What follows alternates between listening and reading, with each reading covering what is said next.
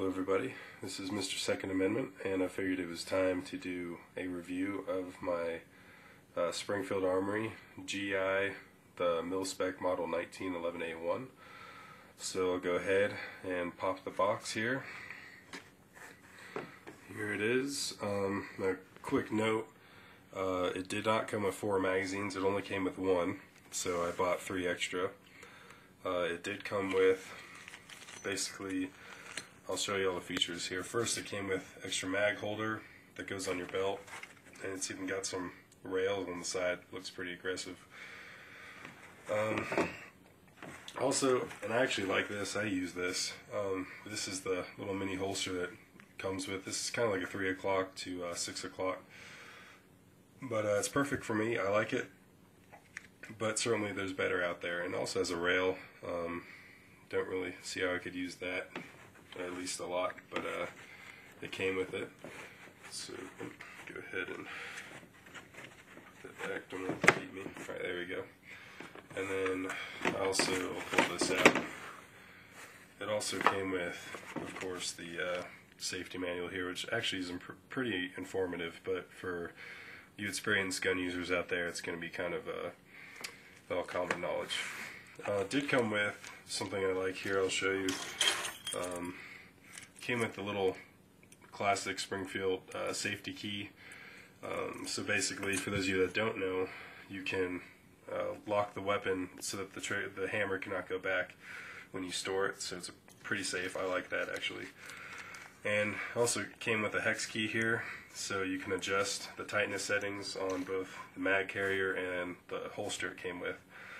I don't have it with me, but it did come with a cleaning rod for the 45, a plastic brush that actually cleans kind of well, chamber indicator, your basic setup. So basically, except for the fact that it only came with 1 magazine, they pretty much hooked you up with the basics. But of course, you could and should take it farther than that. This, we'll get right to it. This is the pistol itself, and I've already safety checked it, but I'll go ahead and do it again. We can see there's nothing in there. And this is the safety part I was talking about, that the bigger hole on the bottom right there, that's where you put the safety key in. You just turn it 90 degrees, and it basically locks the hammer forward, so that way you can't chamber around. So it's kind of good for storage. But anyway, here it is. Basically, the word here, a lot of people are concerned about reliability, all that kind of stuff. First thing I'll tell you, it is, for the most part, mil-spec, how they made them in World War II. There are some differences. The finish is a more modern type of parkerized rather than the traditional GI kind of greenish look. So the finish is a little different. But these changes I don't really mind as much. It does have a lower ejection port there, and also the throat. I'm going to lock the slide to the rear for a sec here. And we'll see if you can see in there, but basically with the barrel and the frame, the throat is larger to accommodate for modern rounds like hollow points. Does not have a spring guide, but frankly I kind of don't want one on my 1911. That way I can charge it off, a bookshelf or a desk or something by pressing the bottom of the slide. I guess if you've ever seen Valkyrie, kind of the same thing. But yeah, it does have a couple of those modern features that have adapted it, so it's not strictly World War II spec, and I think that's kind of a good thing, because you'd be kind of upset if all you could shoot was ball ammunition, and then for hollow points and all that, you were kind of screwed. So I do like that. Does have, the slide was made in Brazil, and it has that right on the bottom. So I think for a true piece of Americana, it's kind of strange to have Brazil stamped on the side of your frame. But I mean, hey, it gets the job done. Of course, it does have the GI short trigger here, and a lot of people, including myself, actually don't like that. Especially guys with bigger hands like me. That's kind of an issue. So that's definitely going to be changed pretty soon. Also something, everything you see here is how it came with the exception of the grips. I did replace the grips. They did come with some nice looking grips that says US on them, but that's not how the originals were. So I decided to switch it out, and with a more GI looking set of grips here with no logos, just checkering. Overall impressions, it shoots decently, and I'm going to say decently because I can't guarantee that this thing will not jam straight out of the box. And for you experienced gun owners and pistol owners out there, that's kind of a no-brainer. But for those of you that think that you can just buy it and carry it everywhere and rely on it, that's definitely not the case. You're going to want to, for two reasons, you're going to want to put a lot of rounds through it. One is to break it in and smooth down that trigger, smooth down the parts, get it used to working, operating. And second, for training, it's really going to help you. But I just want to burst the bubble from the start there that you can't just really buy this out of the box and carry it, because sometimes it does have some hiccups, and I think a huge factor of that is two main factors. One of them is the fact that the spring is not very powerful. It's 16, probably might even lower than that, pounds. So that's kind of an issue. Sometimes the only stoppages I've never had any stovepipes or anything like that. The only thing I've ever had is the case will slam against the extractor, but the extractor won't actually slip over the rim and fully chamber the round. So it'll be, when I have a problem, it usually looks like that. Little hiccup. Just basically, it doesn't chamber all the way. So it'll have a little problem like that. So that's definitely an issue. So I just want to burst the bubble right away. Like I said, if you're buying this, you should buy it, I think, because you want to learn how to customize a 1911. This is like your learner pistol here. If it's your first 1911, I'd go for this just because there's so much you can do with it. I've got plans. I'm going to replace all the springs with some Wilson Combat springs. I got a match trigger on the way, a longer trigger. The sights, let's talk about that for a second. The sights are kind of an issue. As you can see here, they're just your basic GI sights. No dots, no tritium, no dotting the eye, there's nothing. So, you better hope your light conditions are good. They're not horrible, it's just there's a lot better out there. That's the general theme behind this pistol. It's not horrible, it's not bad.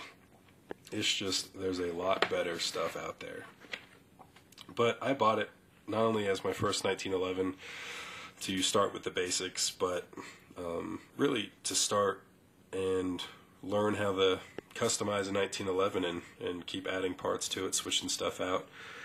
The manufacturing is actually pretty good quality. The parts are actually pretty well done.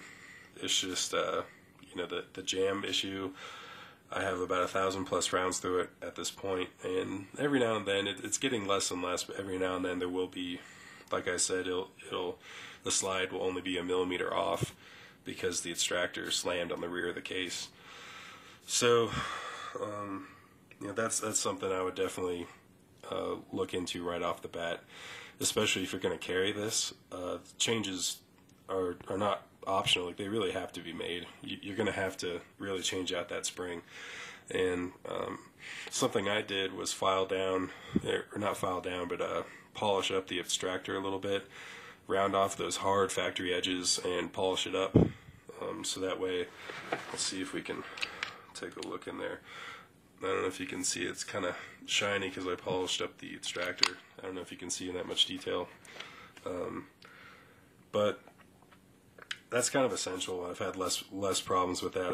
Like I said, I got a spring and a new trigger coming on the way. Also, something you might want to do is replace out the firing pin spring.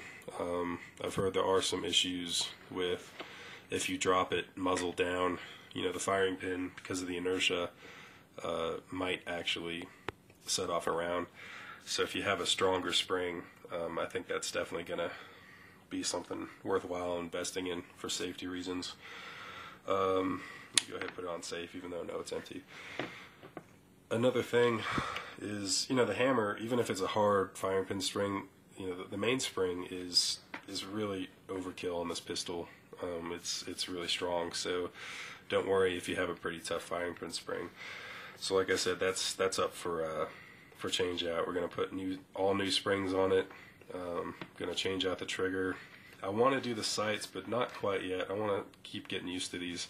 They're not horrible, but like I said, there's just better out there.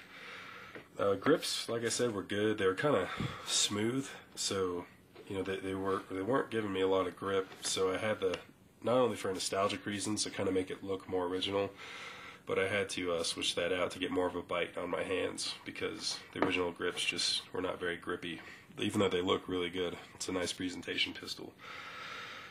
Let's talk a little bit about the magazine they supplied. And these, like I said, these three are aftermarket. I'm going to go ahead and take out the rounds here. This is the one and only mag it comes with. It's a Colt, which I kind of thought was, actually no, excuse me, never mind. It's not a Colt. I was confused for a sec. But it is just a very basic government one. There's no numbers on the holes, which you don't really need that, but it's kind of cool to have if you ever get confused or anything. This is what the follower looks like. Kind of a, I've never had any real problems with this mag. For some of you mag gurus out there, you might want to buy better ones. I mean, the ones I bought, I actually got them from Cheaper Than Dirt. They're not much better, but I just bought them to have more of them. But I mean, it's just regular mags. I know mags are a huge deal if you're talking about reliability, so you should definitely, if that's a serious thing for you, you should definitely buy some Kimber, or there's different mags out there. Everyone has their own preferences, so I'll let that be up to you. In terms of accuracy, it's actually very accurate. And I think it could be much better if you upgraded the parts, started working with it, and got better sights. But for what it is, it's actually pretty good. So you could definitely expect that. And it's not only is it good on sight picture, the sights didn't even need adjusting; they're dead on for me. But in terms of grouping, they're actually pretty good. So it's actually good. So I think that's something you should not be worried about. But basically, just be realistic about it in terms of what this pistol is. This is not the see-all, end-all. This is not everything you need and more. It's a fixer-upper. That's really what it is. This would be a good thing to buy for gunsmithing courses, or if you're learning on the 1911, you're learning the system and you want to kind of learn on it, customize it. Definitely recommended for that. So, in terms of that, I hope I've got around to answering all the big questions I've been getting here. I'm trying to remember. But yeah, that's the biggest thing I knock it down on, is reliability. I can't trust it 100%. And, it does need improvements, for sure. But besides that, good solid 1911 to start out on. It's not the best on the market, but it's certainly, it's not horrible, it's not bad, but there's definitely better. But it's a good pistol to start off on. So I know I've probably left out a lot. So if you have any questions, please comment or send me a message, and I'll do my best to answer your questions. But hopefully this helped you out a little bit, and thanks for watching.